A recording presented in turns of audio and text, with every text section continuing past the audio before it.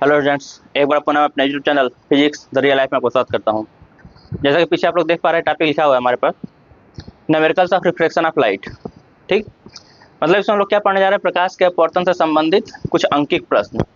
पिछले video lecture 7 में हम लोगों ने क्या किया हुआ था, रिफ्रैक्शन ऑफ लाइट के बारे में पढ़ा हुआ था। प्रकाश का अपवर्तन क्या होता है, ये चीज़ें पढ़ी हुई थी। प्रकाश के अपवर्तन से संबंधित सारे फार्मूलाज हम लोगों ने पढ़ रखा था, सारे सूत्र जो भी यूज होने वाले हैं उसको पढ़ रखा था। अपवर्तन के नियम क्या है, यानी कि लॉज ऑफ रिफ्लेक्शन, ये सारे कुछ हम लोग पढ़ रखे हैं। आज जो हम लोग करने वाले हैं उसमें कुछ न्यूमेरिकल प्रॉब्लम्स हैं जो कि मोस्टली वन डे एग्जाम्स में या फिर 10th लेवल के बोर्ड एग्जाम में पूछा जाता है। ये सारे न्यूमेरिकल्स आज हम लोग सॉल्व करने वाले हैं। तो सबसे पहले हम लोग देखेंगे कि इसमें जो आज हम सोल्यूशन करेंगे इसमें फार्मूले क्या क्या यूज होने वाले हैं। ठीक, तो सबसे पहला जो हमारा फार्मूला यूज होगा, मैं यहाँ फार्मूला लिख दे रहा हूँ। यहाँ हमारा आता है रिफ्रैक्टिव इंडेक्स का फार्मूला। ठीक, रिफ्रैक्टिव इंडेक्स मतलब अपवर्तनांक, जिसको हम लोग डिनोट करते हैं स्मॉल एन से, और ये किसके बराबर होता है, C/V के बराबर। यहाँ n क्या होता है, इसको हम लोग निरपेक्ष या एब्सोल्यूट रिफ्रैक्टिव इंडेक्स बोलते हैं। ठीक है, तो सबसे पहला फार्मूला तो हमारा ये होगा। C क्या होता है, speed of light in vacuum या एयर, निर्वात या वायु में प्रकाश की चाल। और V क्या होता है, माध्यम में प्रकाश की चाल, क्योंकि अपवर्तन तभी होगा जब निर्वात से या वायु से प्रकाश किसी दूसरे माध्यम में जा रहा होगा। ठीक, तो ऊपर जो C लिखा गया क्या है, वायु में प्रकाश की चाल या निर्वात में प्रकाश की चाल, और नीचे जो V लिखा गया ये क्या है, माध्यम में प्रकाश की चाल। ठीक है, जो दूसरा फार्मूला हम लोगों ने पढ़ा था वो हम लोगों ने स्नेल्स लॉ पढ़ा हुआ था। स्नेल्स लॉ क्या होता है, sin I upon sin R, Snell का नियम है, जो किसके बराबर होता है, एक कांस्टेंट n के बराबर होता है, जिसको हम लोग क्या बोलते हैं, रिफ्रैक्टिव इंडेक्स। ठीक, अब यहाँ पे I क्या है, एंगल ऑफ इंसिडेंस, जो कि नॉर्मल से बनता है, जानते हैं आप लोग। ये दूसरा क्या है, एंगल ऑफ रिफ्रैक्शन।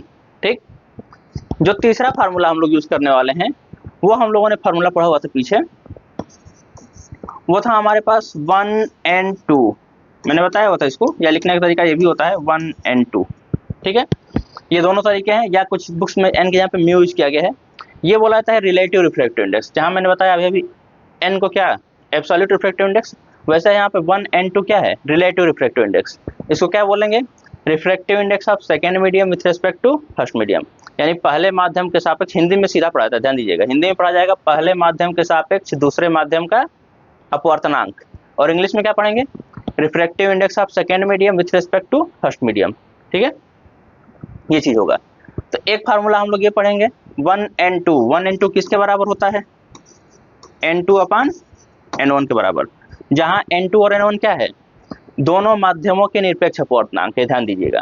और इसी चीज को मैंने लिख रखा था V1 अपान V2 के बराबर। मतलब अगर हम वेलोसिटी के टर्म में, लाइट के वेलोसिटी के टर्म में बात करेंगे तो ये फार्मूला क्या आता है, V1 अपान V2, मतलब speed of light in first medium और speed of light in second medium, दोनों का रेशियो ले लेंगे तो क्या मिल जाएगा, 1 and 2, यानी कि रिलेटिव रिफ्रैक्टिव इंडेक्स हमको मिल जाएगा। ठीक, यहीं से एक चीज और हम लोगों ने प्रूव किया हुआ था, law of reversibility of light, प्रकाश की उत्क्रमणीयता। उसमें हम लोगों ने क्या प्रूव किया हुआ था, फोर्थ इक्वेशन में लिख दे रहा हूँ। ये सारे फार्मूले में जो लिस्ट कर रहा हूँ इसको हमको आगे यूज करना है, ध्यान दीजिएगा।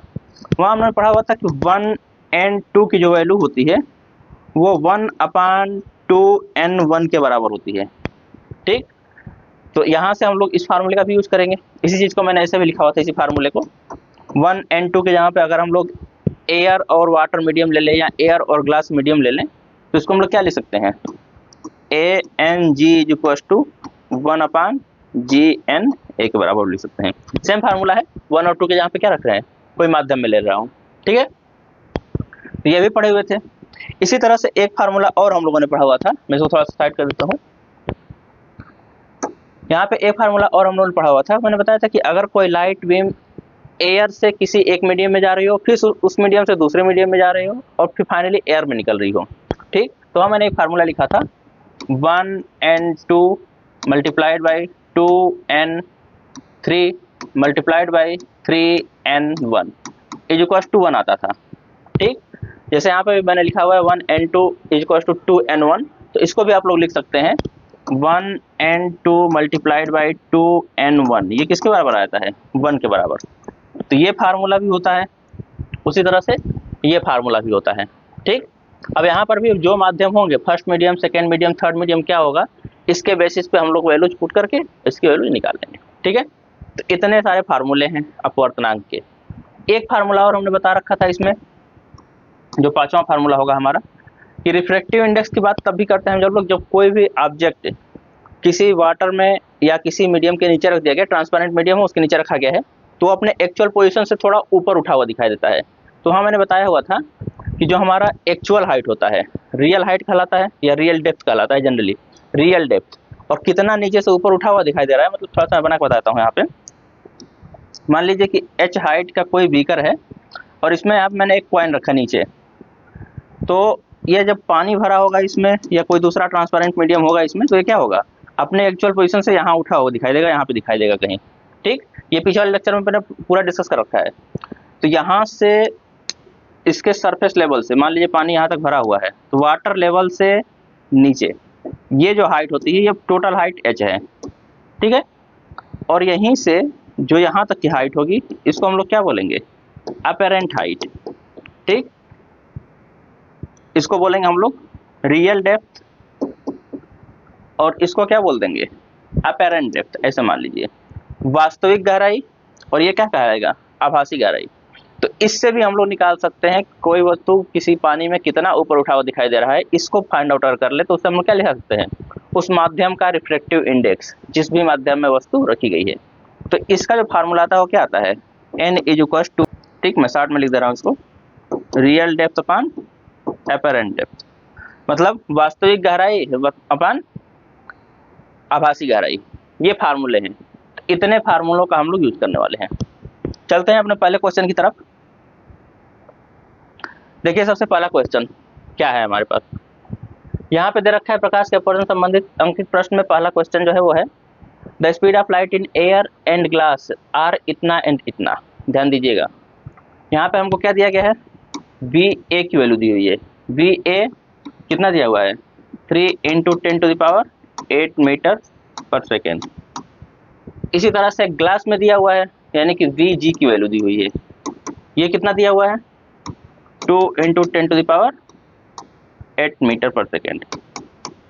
ठीक है, पूछा क्या गया है, find the refractive index of glass with respect to air, यानी कि यहाँ पे रिलेटिव रिफ्रैक्टिव इंडेक्स की बात की गई है। ठीक, सापेक्ष अपवर्तनांक की। अब रिलेटिव रिफ्रैक्टिव इंडेक्स का फार्मूला क्या होता है, अभी मैंने बताया कि हमको क्या निकालना है, ANG, साफ साफ लिखा हुआ है यहाँ पे, refractive index of glass with respect to air. तो जो मैंने बताया, जिसका रिफ्रैक्टिव इंडेक्स निकाला जाएगा वो बाद में लिखा जाएगा इंग्लिश में, और जिसके रेस्पेक्ट में निकाल रहा हूँ वो क्या लिखा जाएगा पहले।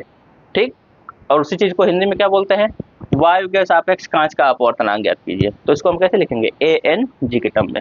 अब ANG का फार्मूला क्या आता है, NG/NA। अब ये तो एब्सोल्यूट रिफ्रैक्टिव इंडेक्स है, बट एब्सोल्यूट रिफ्रैक्टिव इंडेक्स तो हमको दिया नहीं गया है, हमको दिया क्या गया है, वेलोसिटी। इस फार्मूले को हमको लिखना होगा वेलोसिटी के टर्म में।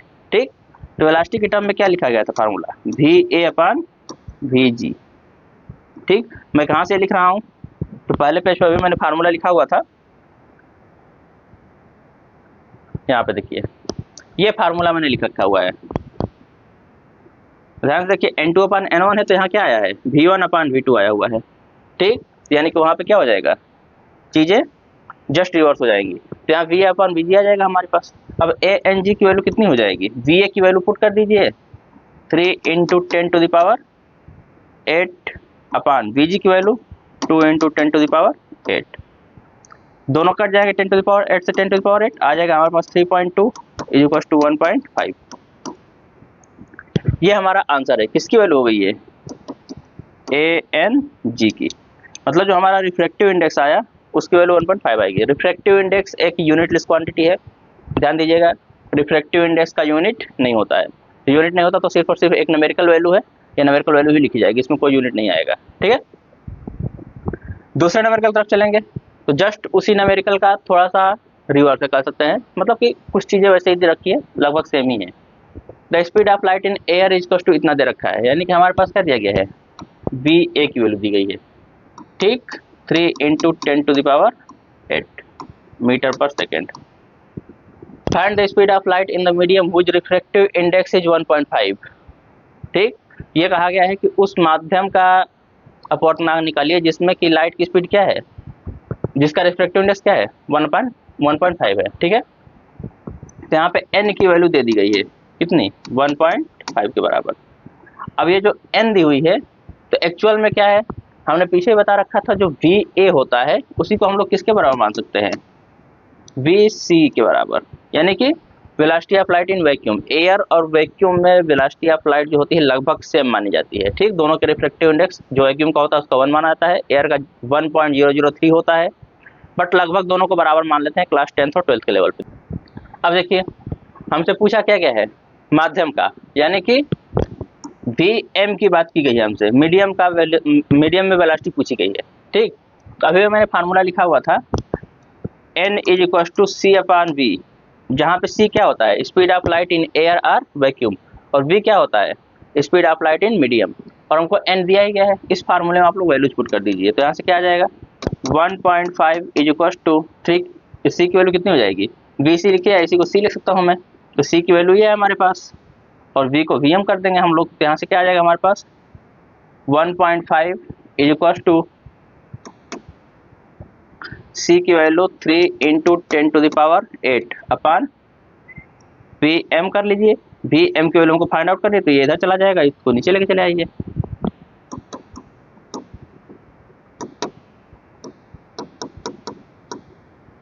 अपॉन 1.5 ये आ जाएगा।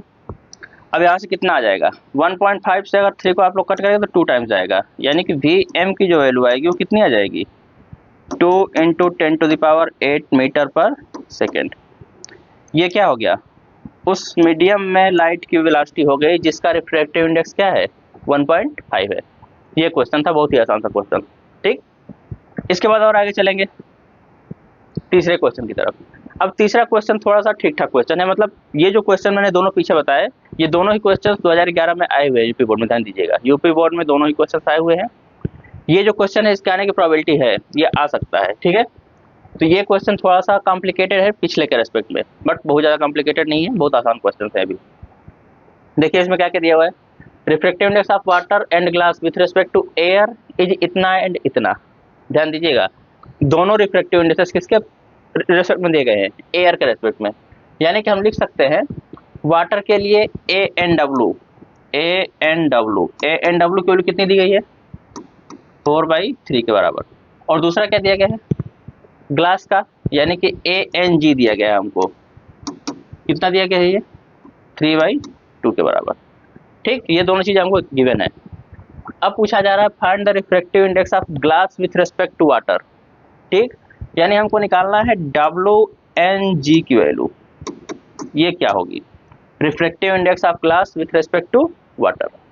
अब देखिए अगर हमको इसको ये फाइंड आउट करना है WNG की वैल्यू, तो हम क्या करेंगे, WNG की वैल्यू क्या होती है, जनरली NG अपॉन NW होगा, ठीक है, यानी कि ऊपर NG आना चाहिए, नीचे क्या आना चाहिए NW। अब देखिए ध्यान से, अगर मैं यहाँ से ये लिखूँ ANG को लिखूंगा तो ANG किसके बराबर होगा हमारे पास, इसी इक्वेशन का मैं यूज कर रहा हूँ, NG अपॉन NA के बराबर, और NG अपॉन NA किसके बराबर है 2/3 के बराबर है। हमको NG ऊपर रखना है तो NG को एज इट इज छोड़ दिया, मतलब ये वाली को एज इट इज छोड़ दो, कोई दिक्कत नहीं आएगी।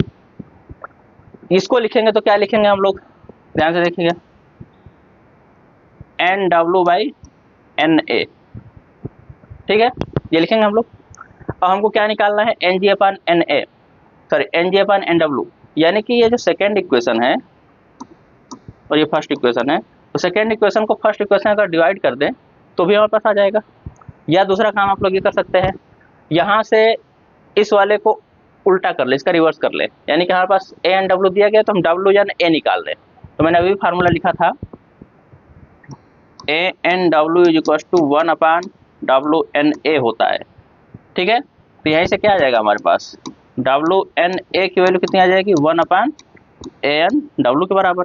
तो मैं WNA निकाल लेता हूँ, WNA की वैल्यू कितनी आ जाएगी 1/ANW की वैल्यू कितनी है 4/3। अब यहाँ 1/1 में लिख सकता हूँ ऊपर, यहाँ से क्या आ जाएगा, ये 4 नीचे मल्टीप्लाई होता है 3 ऊपर मल्टीप्लाई होता है, यानी क्या आ जाएगा हमारे पास 3/4 किसकी वैल्यू WNA के बराबर, NA की, ठीक।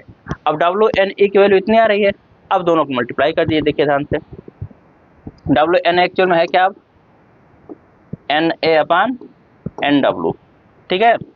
अब देखिए इसको मैं क्वेश्चन नंबर 3 कर दे रहा हूँ। ये थर्ड इक्वेशन है, ये सेकंड इक्वेशन है। अगर दोनों को हम मल्टीप्लाई करें तो हमको ऐसे आंसर मिल जाएगा। मल्टीप्लाई करने जा रहा हूँ तो क्या आ जाएगा हमारे पास, N G upon N A की वैल्यू हम फाइंड आउट कर लिए हैं यहाँ पे। मल्टीप्लाई करेंगे किससे, N A upon N W से, ठीक है। तो दूसरे साइड क्या आ जाएगा, N G upon N A की वैल्यू कितनी है, 3/2 के बराबर, और मल्टीप्लाई किससे कर देंगे, 3/4 से। ध्यान दीजिए N A upon N W की वैल्यू कितनी आ चुकी है, 3/4, ठीक। अब यहाँ एन ए से एन ए कट जाएगा, हमारे पास क्या बचेगा, N G upon N W, और यहाँ कितना आ जाएगा, 3 3 जा 9 अपान 2 2 जा 2 4 जा 8, ठीक। यानी ये किसकी वैल्यू आ गई, WNG की वैल्यू, जो कि हमसे पूछा गया था, ठीक। ये किसके बराबर आएगा, 9/8 के बराबर। तो ये हमारा क्या हो गया, refractive index of glass with respect to water. यही हमसे पूछा गया, कांच का जल के सापेक्ष अपवर्तनांक ज्ञात कीजिए, ठीक। तो इस टाइप के क्वेश्चन को ऐसे आप लोगों को करना पड़ेगा, किसी एक को कन्वर्ट करना पड़ेगा। आप लोगों को ध्यान रखना है कि निकालना क्या है, उसके हिसाब से किसी एक क्वांटिटी को हम लोग कन्वर्ट करेंगे, ठीक। चलते हैं नेक्स्ट क्वेश्चन की तरफ। चौथा क्वेश्चन हमारे पास है। चौथे क्वेश्चन में क्या है, refractive index of glass with respect to air is कितना, 1.5। यानी कि हमको क्या दे रखा है, ANG की वैल्यू दी हुई है 1.5 के बराबर, ठीक। And the refractive index of diamond, ध्यान दीजिएगा, विथ रेस्पेक्ट टू ग्लास हमको दे रखा है GND की वैल्यू 1.61 के बराबर, ठीक है। अब कह रहे हैं कि find the refractive index of diamond with respect to air. Diamond का निकालना है किसके रिस्पेक्ट में, एयर के रिस्पेक्ट में। यानी कि हमको फाइंड आउट करना है AND की वैल्यू, ठीक है। ये कितनी आएगी, हिंदी में वही क्वेश्चन लिखा गया है, वायु के सापेक्ष कांच का अपवर्तनांक कितना है, तो वायु के सापेक्ष कांच का अपवर्तनांक ANG से रिप्रेजेंट करेंगे, ये लिख लिया मैंने। कांच के सापेक्ष हीरे का अपवर्तनांक GND की वैल्यू इतनी है, ये लिख लिया मैंने। हमसे पूछा गया है वायु के सापेक्ष हीरे का अपवर्तनांक, मतलब AND की वैल्यू पूछी गई है। अब AND कैसे निकलेगा हमारे पास, ध्यान से देखिए। ANG को हम क्या लिख सकते हैं, NG अपान NA, जो कि हमारे पास 1.5 के बराबर। इसी तरह से GND को क्या लिख सकते हैं, ND अपान NG 1.61 के बराबर, ठीक है। हमको निकालना क्या है, AND, A को ऊपर करना होगा, ठीक, सॉरी N नीचे आएगा, ठीक है। हमको फाइंड आउट करना है एक्चुअल में, देख लीजिए यहाँ पे ND अपान NA, ठीक है। अब देखिए ND ऊपर है यहाँ पे और NA यहाँ पे नीचे है, सीधे इन दोनों को मल्टीप्लाई कर दें तो ND अपान NA हमको मिल जाएगा। ये मैं करने जा रहा हूँ, इक्वेशन 1 इसको बना लेता हूँ, इक्वेशन 2 इसको बना लेता हूँ, दोनों को मल्टीप्लाई कर दीजिए तो हमारे पास क्या आ जाएगा, देखिए ध्यान से, ND upon NG multiplied by NG upon NA is equal to 1.61 multiplied by 1.5। अब यहाँ देखिए NG से NG कैंसिल आउट हो जाएगा, हमारे पास क्या बच जाएगा, ND अपान NA, ND अपान NA की वैल्यू कितनी आ जाएगी, इसको मल्टीप्लाई कीजिए, 15 कम 15 को 5 हाथ लगा 1, 15 छक्का 90 के 91 हाथ लगा 9, और 15 कम 15 और 9 24, 3 अंक पर दशमलव लगा दीजिए, 2.415। यानी क्या आ जाएगा हमारे पास, अगर 2 डिजिट तक हम देखें इसको तो 2.41। ये एक्चुअल में क्या है, 2.41 आ गया इसका रिफ्रैक्टिव इंडेक्स, जो ND अपान NA की वैल्यू है। ND अपान NA है क्या, एक्चुअल में ये AND की वैल्यू है, मतलब refractive index of diamond with respect to air, ठीक। वही कुछ पूछा गया हम लोगों से, refractive index of diamond with respect to air, यही पूछा गया था। तो ये हमारा आंसर होगा, इसको हम ऐसे करेंगे, ठीक। अगले में चलेंगे पांचवें में, तो पांचवा क्वेश्चन भी कुछ ऐसे ही है, refractive index of water and glass are इतना, ठीक। यानी कि यहाँ पे सीधे दे रखा है, अच्छा ध्यान दीजिएगा, जब भी क्वेश्चन ऐसे दे refractive index of water and glass, तो किसके रिस्पेक्ट में दिया गया है, ये एयर के रिस्पेक्ट में दिया गया है, ध्यान दीजिएगा। तो यहाँ हम लिखेंगे क्या, ANW की वैल्यू कितनी है 1.35 और ANG की वैल्यू 1.50, ठीक। If the light rays going from glass to water, ठीक, ग्लास से किसमें जा रही है, वाटर में, then what will be the refractive index, मतलब हमको निकालना क्या है, refractive index of water with respect to glass. यानी हमको निकालना है GNW, ध्यान दीजिएगा, refractive index of water with respect to glass, कांच के सापेक्ष इसमें पूछा गया होगा। यदि प्रकाश की कांच से जल में जा रही हो तो सापेक्ष अपवर्तनांक ज्ञात कीजिए, यानी कि कांच के सापेक्ष जल का अपवर्तनांक हमको ज्ञात करना है, ध्यान दीजिएगा। इसमें क्लियर नहीं किया गया है, सापेक्ष अपवर्तनांक का सिर्फ नाम दे दिया गया है, ठीक है। तो हमको एक्चुअल में निकालना क्या है, जी एन डब्ल्यू। अब जी एन डब्ल्यू कितना होगा, N W upon N G के बराबर। और यहाँ से कैसे निकलेगा तो ध्यान दीजिएगा, यहाँ पे दिया गया है ए एन डब्ल्यू, तो एन डब्ल्यू को हम क्या लिख सकते हैं, N W upon N A के बराबर। और दूसरा क्या दिया गया है, ए एन जी, यानी कि एन जी अपन एन ए। अब ध्यान दीजिए दोनों में एन ए नीचे आया हुआ है, जबकि एन ए कटना चाहिए। हमको नीचे किसको करना है, एन जी को। यहाँ पे दिख रहा है ना, नीचे एन जी है, डिनोमिनेटर में एन जी है, तो एन जी को डिनोमिनेटर में करने का मतलब क्या है, इसको हम उल्टा कर दें। तो इसको हम लिख सकते हैं, that's implies N A upon N G is equal to, N G upon N A की वैल्यू कितनी थी, इतनी थी। जैसे इसको उल्टा करेंगे तो यह 1 अपान में आ जाएगा, 1/50, ठीक है। अब इसका यूज कर लेता हूं मैं, इस क्वांटिटी को, इसको पहला क्वेश्चन मान लेता हूँ, इसको दूसरा मान लेता हूँ, पहले दोनों को तो मल्टीप्लाई कर देता हूँ मैं, ठीक। तो यहाँ से कितना आ जाएगा हमारे पास, N W upon N A is multiplied by N A upon N G is equal to, ठीक। अब N W upon N A की वैल्यू कितनी है, 1.35 multiplied by N A upon N G की वैल्यू कितनी है, 1/1.50, ठीक। अब देखिए यहाँ से N S N A cancel out हो जाएगा, हमारे पास क्या बचेगा, N W upon N G, और ये किसके बराबर आ जाएगा, 1.35 अपान 1.50 के बराबर। अब यहाँ पे आप लोग देख सकते हैं, यहाँ डेसिमल के बाद चूंकि जीरो तो खास मतलब नहीं है, इसको हम ऊपर मल्टीप्लाई कर सकते हैं, या दोनों मल्टीप्लाई कर दे, देखिए आप लोग, तो 15×9 = 135 होता है, ठीक, यानी कि आ जाएगा 0.9 के बराबर। तो यहाँ से ध्यान देखिए, N W upon N G की वैल्यू कितना आ गई, 0.9। अब 0.9 आने का मतलब क्या है, किसकी वैल्यू हो गई, जी एन डब्ल्यू का। अब ध्यान से देखिए, जी एन डब्ल्यू की वैल्यू 0.9 आ रहा है, जो कि 1 से लेस आ रहा है। 1 से लेस क्यों आ रहा है, तो मैंने बताया हुआ था कि जब भी लाइट रे किसी डेंसर मीडियम से रेयरर मीडियम में जाएगा तो वहाँ पे क्या होगा, मतलब सघन माध्यम से विरल माध्यम में जा रहा होगा, तो वहाँ पे जो रिफ्रैक्टिव इंडेक्स आता है वो 1 से लेस आता है, ठीक। और अगर हमारा प्रकाश किरण सघन माध्यम से ना जाकर के विरल माध्यम से सघन माध्यम में जाए, यानी कि रेयरर मीडियम से डेंसर मीडियम में, तो उस केस में हमारा रिफ्रैक्टिव इंडेक्स हमेशा 1 से ग्रेटर आता है। तो यहाँ पे साफ दिख रहा है कि हम क्या निकाल रहे थे, कांच से जल में जा रही थी, तो जल का रिफ्रैक्टिव इंडेक्स निकाल रहे थे विथ रिस्पेक्ट टू ग्लास, और ग्लास क्या है, डेंसर मीडियम है, विथ किसके रिस्पेक्ट में, वाटर के रिस्पेक्ट में, ध्यान दीजिएगा। इसीलिए क्या आ रहा है, 0.9 के बराबर आ रहा है, ठीक। इस तरह से आगे बढ़ेंगे हम लोग। नेक्स्ट क्वेश्चन, अब नेक्स्ट क्वेश्चन थोड़ा दूसरे टाइप का है, जो मैंने लास्ट इक्वेशन लिखा हुआ था उससे होगा ये। तो दिया हुआ है actual depth of the lake is 2 metres, मतलब जो टोटल हाइट में मान रहा हूँ एच, वो कितना है, 2 metre. If the refractive index of the water with respect to air is 4/3, ठीक, यानी एन की वैल्यू दे रखे हैं ये लोग 4/3 के बराबर।